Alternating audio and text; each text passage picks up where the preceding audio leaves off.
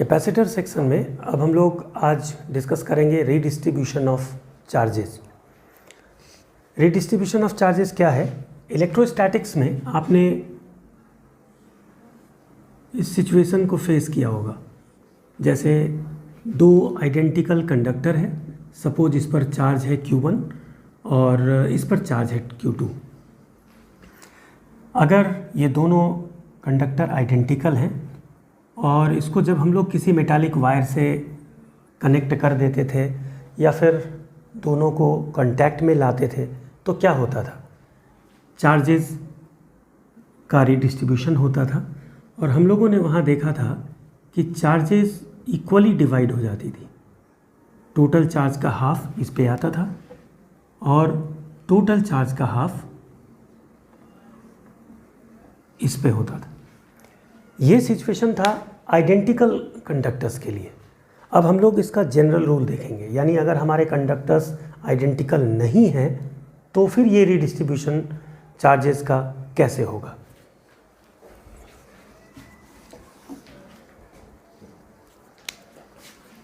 जैसे सपोज करिए हमारे पास दो मेटालिक स्फीयर्स हैं, एक का रेडियस है R1, दूसरे का रेडियस है R2। इस पर चार्ज Q1 है और इस पर चार्ज है Q2। इसका कैपेसिटेंस C1 है और इसका कैपेसिटेंस C2 है। हम लोग एक स्फेरिकल कंडक्टर का कैपेसिटेंस निकालना सीख चुके हैं, इसलिए उसमें कोई प्रॉब्लम नहीं होनी चाहिए। C = 4πε0R। तो ये कोई परेशानी वाली बात नहीं है। ये हो गया 4πε0R1 और ये हो गया 4πε0R2। तो अगर हम देखें कि टोटल चार्ज कितना है इनिशियली,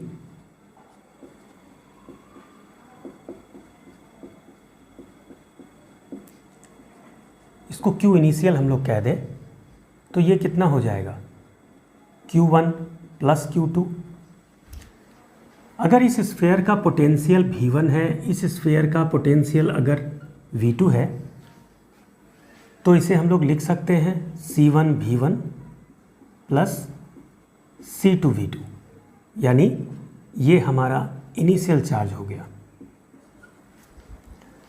चलिए अब हम लोग क्या करते हैं, इन दोनों को कांटेक्ट में लाते हैं।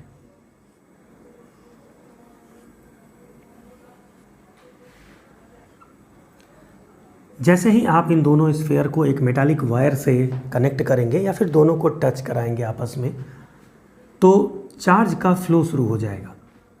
चार्ज का फ्लो इसलिए शुरू होगा क्योंकि पोटेंशियल डिफरेंस यहाँ मौजूद है। जहाँ भी पोटेंशियल डिफरेंस मौजूद होता है वहाँ चार्ज फ्लो करता है हाई पोटेंशियल से लो पोटेंशियल की ओर। तो यहाँ भी चार्जेस का फ्लो शुरू हो जाएगा। जो भी स्फीयर हाई पोटेंशियल पर होगा वहाँ से चार्ज चलेगा उस स्फीयर की ओर जो लो पोटेंशियल पर होगा।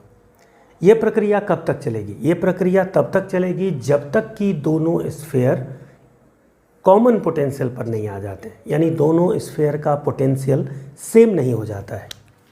तो मान लीजिए कि ये प्रक्रिया चली और एक समय आया, थोड़े समय के बाद दोनों स्फीयर सेम पोटेंशियल पर आ गए V पर।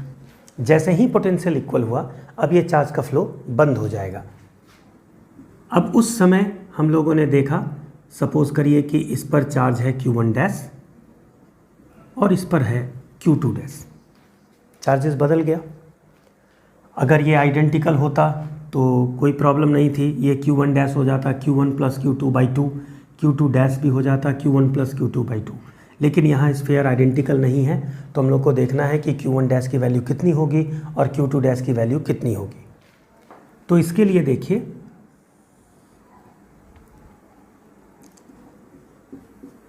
Total charge after connecting the spheres, Q final, ये हो गया Q1' + Q2' और इसको हम लोग क्या लिख सकते हैं? C1V plus C2V, that is Q final equals C1 plus C2, V common है, V। ये हमारा इक्वेशन 2। अब हम जानते हैं कि चार्ज कंजर्व रहता है, तो जो चार्ज इनिशियली प्रेजेंट था हमारे सिस्टम में, कनेक्शन के बाद जो चार्ज प्रेजेंट है हमारे सिस्टम में, दोनों इक्वल होना चाहिए। यानी according to the law of conservation of charge, Q final must be equal to Q initial. Q final हो गया C1 plus C2 into V, that must be equal to C1 V1 plus C2 V2। तो यहाँ से हमें common potential मिल गया C1 V1 plus C2 V2 by C1 plus C2, या आप इसे ऐसे भी लिख सकते हैं Q1 plus Q2 divided by C1 plus C2। तो इस तरह से हमें पता चल गया कि ये दोनों जो स्फेयर्स हैं जिस पोटेंशियल पर आएंगे, जिस इक्वल पोटेंशियल पर आएंगे, उसकी वैल्यू क्या होगी। अब आप चार्ज आसानी से निकाल सकते हैं। Therefore Q1 dash will be equal to C1 into V, that is C1 by C1 plus C2, C1 V1 plus C2 V2, या इसे ही आप लिख सकते हैं C1 by C1 plus C2 Q1 plus Q2, and Q2 dash equals C2V, that is C2 by C1 plus C2 C1 V1 plus C2 V2, इसे ही आप लिख सकते हैं C2 by C1 plus C2 Q1 plus Q2। ठीक है, तो यहाँ पर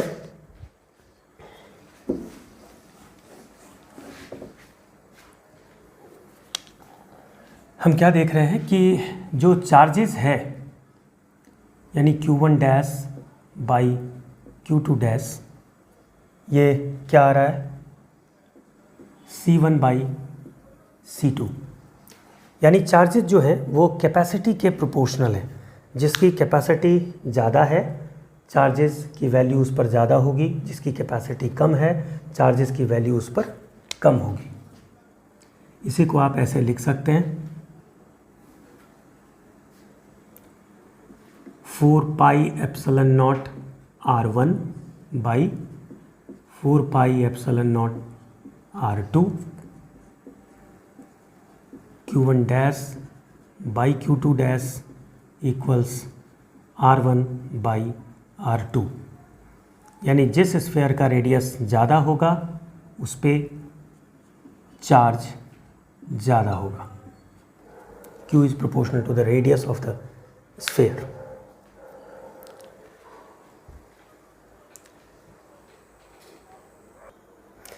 तो ये बात हो गई चार्जेस के बारे में, यानी दो स्फेयर जो कि आइडेंटिकल नहीं है, अगर उनको हम लोग कनेक्ट करते हैं तो उस पर चार्जेस किस तरह से अपीयर होंगी, चार्जेस का रिडिस्ट्रीब्यूशन, चार्जेस का डिस्ट्रीब्यूशन क्या होगा, वो हम लोगों ने यहाँ पर अभी देख लिया। What about energy. अब यहाँ पर हम लोग एक और एस्पेक्ट को देखने की कोशिश करेंगे कि इस रीडिस्ट्रीब्यूशन की प्रक्रिया में एनर्जी का क्या होता है। यानी चार्जेस के बारे में तो हम लोगों ने देख लिया कि चार्ज इनिशियल जो है वो फाइनल के बराबर है according to the law of conservation of charge. But energy का क्या होता है, क्या एनर्जी भी इनिशियली जितनी है फाइनली उतनी ही रहती है, या एनर्जी का लॉस होता है, या एनर्जी का इंक्रीमेंट होता है, हम लोग इसके बारे में पता करेंगे। तो इसके लिए एक सिंपल सा मेथड है कि हम लोग क्या करें कि इनिशियल एनर्जी जो है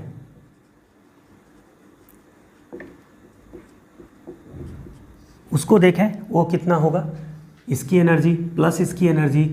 तो एनर्जी निकालना हम लोगों ने प्रीवियस क्लास में सीखा था, हाफ सी वी स्क्वायर, तो उससे हम लोग इसकी एनर्जी निकालेंगे half C1 V1 square plus दूसरे स्फेयर की energy half C2 V2 square. तो ये इनिशियल एनर्जी हो गई। फाइनल एनर्जी यानी कनेक्शन के बाद फाइनल एनर्जी U फाइनल, ये क्या हो जाएगा half C1 V square plus half C2 V square, क्योंकि दोनों सेम पोटेंशियल पर आ चुके हैं।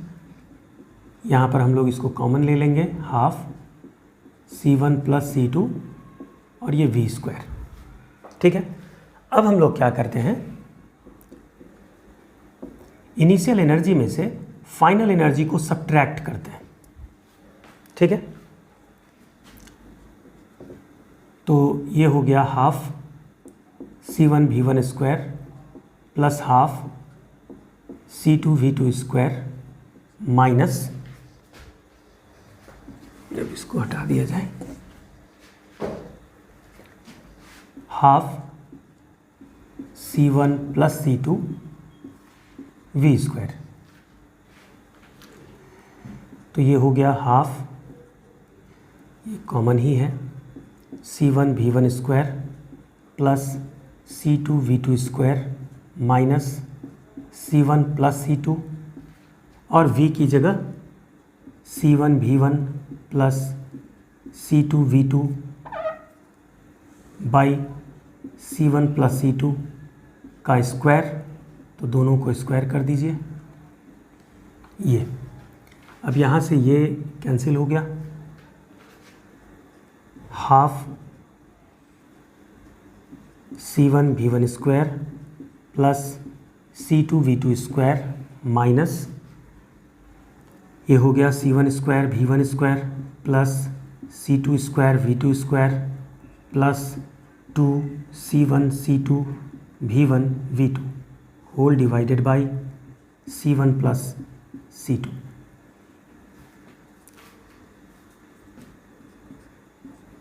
Half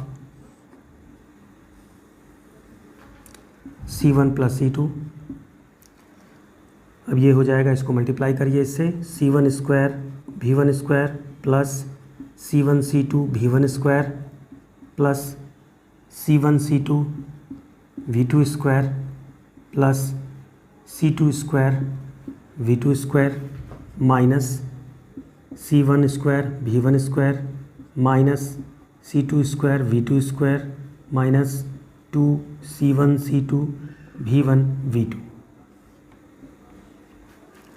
C1 V1 square cancel, C2 V2 square cancel, half, इसमें से देखिए सब में से C1 C2 कॉमन आ जाएगा, बाहर निकालिए, नीचे है C1 प्लस C2, यहाँ क्या रह गया V1 square plus V2 square minus 2 V1 V2। It can be written as half C1 C2 by C1 plus C2 और ये हो गया V1 माइनस V2 का whole square, U initial minus U final.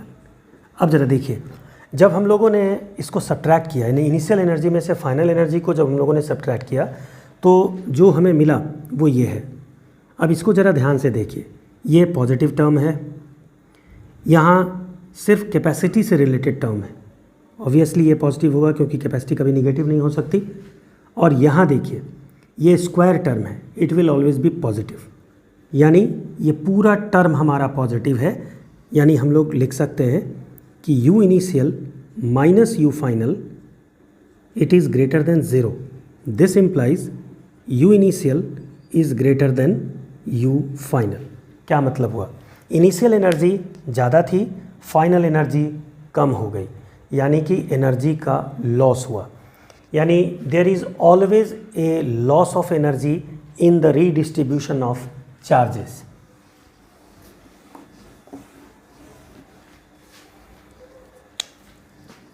That is, there is always a loss of energy in the redistribution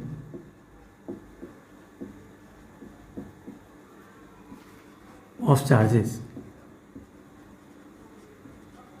and this loss, और जो loss होगा is equal to delta U equals, this is the loss, ये जो आपने calculate किया difference in energy, this is basically loss, half C1 C2 by C1 plus C2 V1 minus V2 का whole square.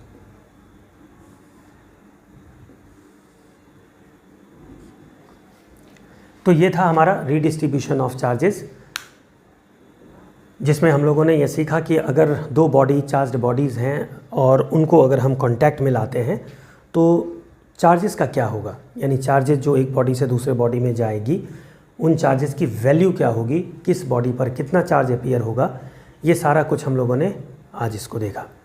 अब next lecture में हम लोग फिर अब कैपेसिटेंस में आगे करेंगे।